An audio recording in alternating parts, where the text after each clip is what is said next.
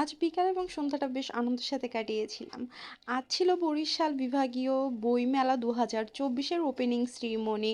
ফার্স্টে একা একাই চলে গিয়েছিলাম, বইমেলার জন্য কিছু করার ছিল না। যাদের সাথে বইমেলায় যাওয়ার কথা ছিল তারা সবাই লেট করে চলে এসেছে।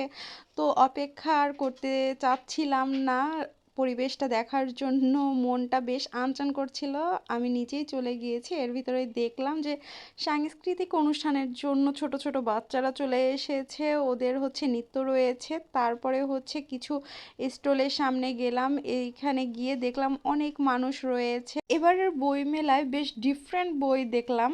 তারপরে চলে গেলাম ওপেনিং সেরিমনির এখানে। এখানে অনেক ধরনের লোক ছিল।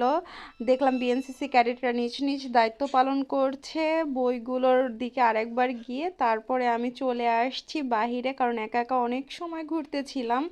এসেই যা দেখতে পেলাম দেখে আমি পুরোই অবাক। হেনা আপু আর তানিয়া আপু দুইজন মিলে গল্প করছে।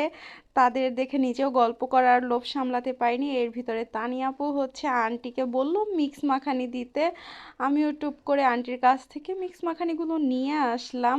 আর আন্টি হচ্ছে আমরা যেহেতু অনেক পরিচিত, আমাদের বেশ ভালো করে বানিয়ে দেয়। আন্টি যদিও বা সবসময় খুব ভালো করেই বানায়। তিনজনে মিলে খেতে থাকলাম। এর কিছুক্ষণ পরেই হচ্ছে স্নেহা চলে আসছিল। স্নেহা আসার পরে হচ্ছে চারজনে মিলে আবার আনোয়ার আঙ্কেলের কাছ থেকে ঝালমুড়ি মাখানি নিলাম। তারপরে আমরা আবার গল্প করতেছিলাম। আর রেগুলার রুটিন চা, আসলে মামুন ভাইয়ের দোকানে চা না খেলে আমাদের মনে হচ্ছে দিনটা পূর্ণ হয় না, তাই আবার চা নিয়ে নিলাম। তারপরে আমি, স্নেহা, তানিয়া আপু আবার হচ্ছে সাংস্কৃতিক অনুষ্ঠান শুরু হয়ে গিয়েছিল বইমেলার ভিতরে, সেইখানে চলে গেছি। গিয়ে তিনজনে বেশ এনজয় করেছি। বাচ্চাদের নৃত্য দেখলাম। ওইখানের পরিবেশটা এত সুন্দর ছিল, সবাই মিলে হচ্ছে পরিবেশটা উপভোগ করার মতো একটা পরিবেশ।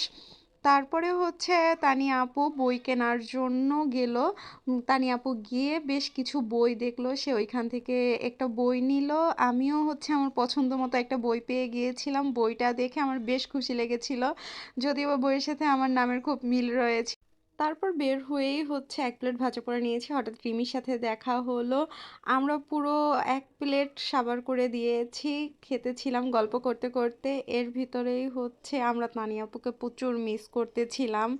তানিয়া আপু শপিংয়ে যাওয়ার কারণে সে চলে গেছে আমাদের আগেই। পরে হচ্ছে হেনা আপুকে একটা পেঁয়াজু সাদাতে সে খুব ভয় পেয়ে গিয়েছিল। পরে আমি আর স্নেহা দুইজনে মিলে হচ্ছে একটা বেগুনি ভাগ করে খেয়েছি। খাওয়া দাওয়া কমপ্লিট করেই বাসায় চলে আসছি যে যার মতো করে।